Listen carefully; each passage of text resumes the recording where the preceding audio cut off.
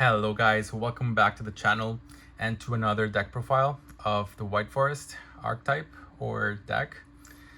This time around I'm bringing you a Fiendsmith version. Although it's not my preferred one to play, it's always good to explore the other versions to see and compare exactly what kind of pros and cons it has. And yeah, of course, Fiendsmith, it's a very powerful engine. It helps you play through hand traps a little bit more smoothly, especially around draw. Although it doesn't give you access completely into your White Forest plays, it does give you a decent enough board for you to try to survive next turn, being with Desiree and with help of your other traps as well.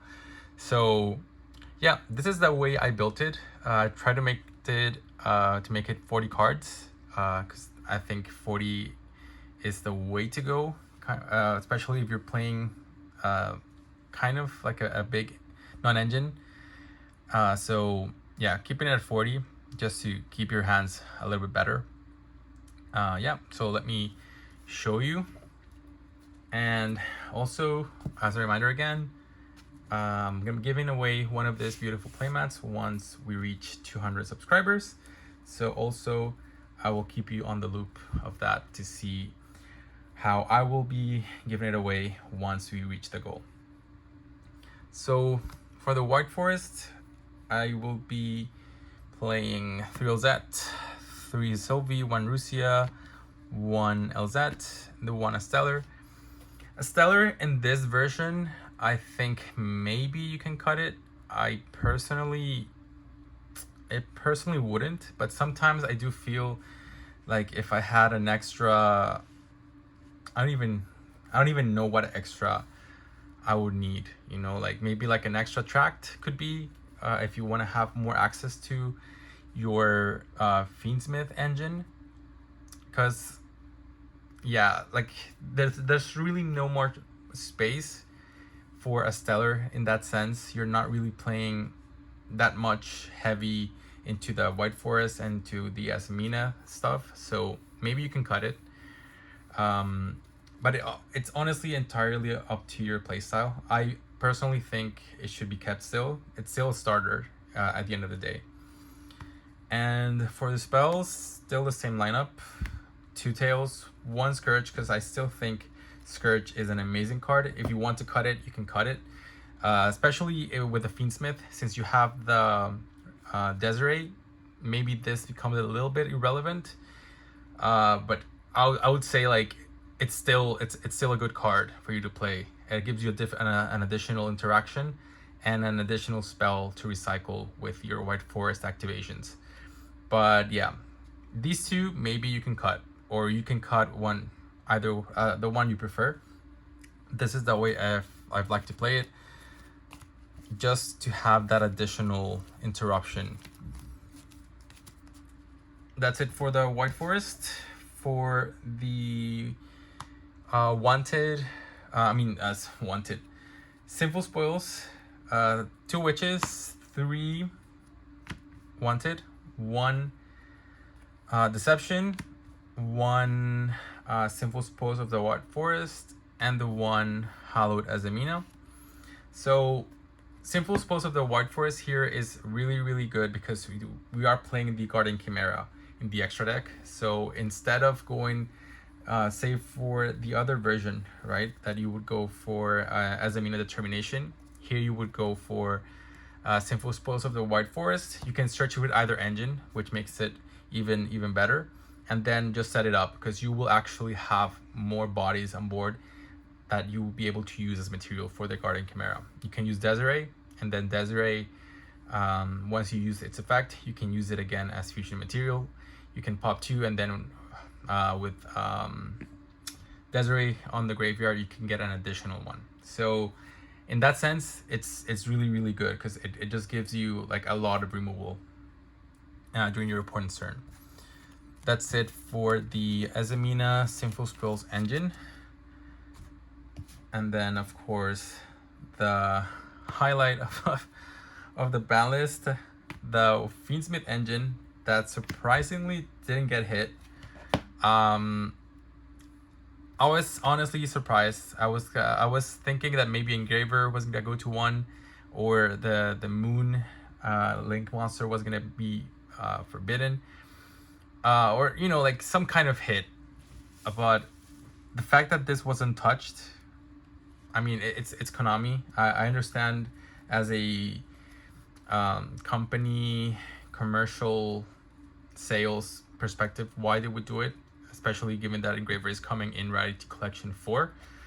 But yeah, I mean, it's crazy because it means like everyone's gonna be playing this engine now, from now on, until maybe like the next ban list that will eventually get hit. But yeah, until then, it's gonna be seen pretty much everywhere. So the pros of playing this engine in this deck is because it helps you playing around the Droll that is the arch nemesis of this deck. And now that Shifter is also kind of gone, because being it at 1, it makes it less probably to see it. But yeah, it helps you play around the Droll, and it also helps you play through hand traps. Usually, if you start with this engine, it's gonna eat at least 1 or 2 hand traps. So then you can just go like, yeah, Requiem, Ash, or like Lacrima, Imperm, whatever. You can just go like normal Sylvie effect, and then if they don't have the additional interruption, then it's like you just still go. So for me, that's the best thing about it, that you can just bait everything to actually start your own White Forest plays that I think are way stronger than just leaving the Desiree. And then for the non-engine, I'm still playing the 2 Ash. As I mentioned before in my other video, I think 1-for-1 hand traps right now are not going to be as impactful, rather than just have these type of hand traps that actually have more impact. Droll can end turns, same as Nibiru. Like, they take more resources. Ash, sometimes you just feel like you just threw it and it did pretty much nothing. Or you're just using it for like Requiem kind of scenario, when Nibiru, for example, will be I would say more impactful. So again, please let me know if you agree or disagree with this. And of course, Mulcharmies. Once I get my Mulcharmies, I think maybe cutting Ash for Mulcharmy. The 1 Call by the Grave, because it's still an amazing card. The 3 Imperm and the 2 Black Olafs. Still an amazing card. I wouldn't know if I would cut this for Mulcharmies. Maybe put this side deck. I'm still like, after the ballast, we just need to see how the meta goes around. But this is still a very good card. And yeah, I'm also thinking maybe board breakers to see if that would kind of make a little bit more impact. I know Ultimate Slayer is doing a lot more. Metal Tronus is also doing a lot. And yeah, we'll just have to see what updates we can bring as the format progresses.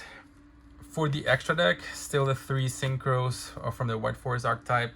The 1 Chaos Angel, Murcielago, and Ila Sylvia with Soul, because Soul, I think, still a very good interruption, not interruption, but like to clear boards, and also a little bit of recovery. That's maybe this deck doesn't have as much from the White Forest side, or Azamina Sinful Spoils. The 1 Desiree, of course, because otherwise why would we be playing the Fiendsmith engine.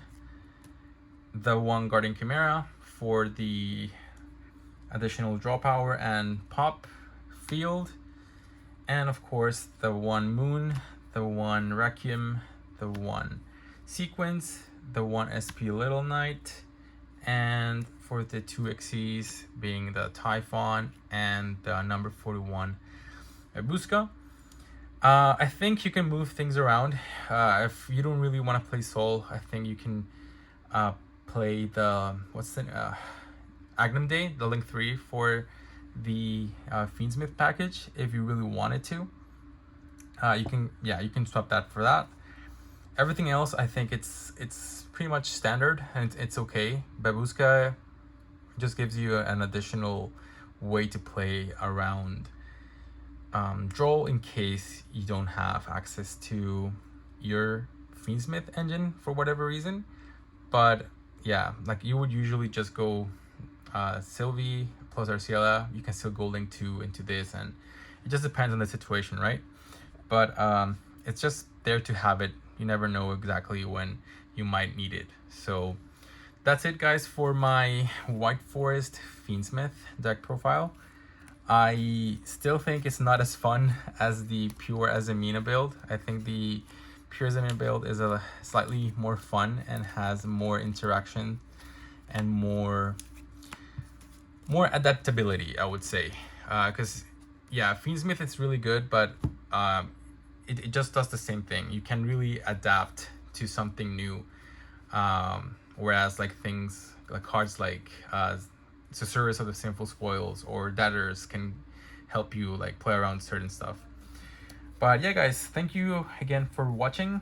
I will keep you posted about the giveaway and for future updates on the deck as the meta progresses, to see how it impacts the other decks as well. And I'll probably have updates for you next week.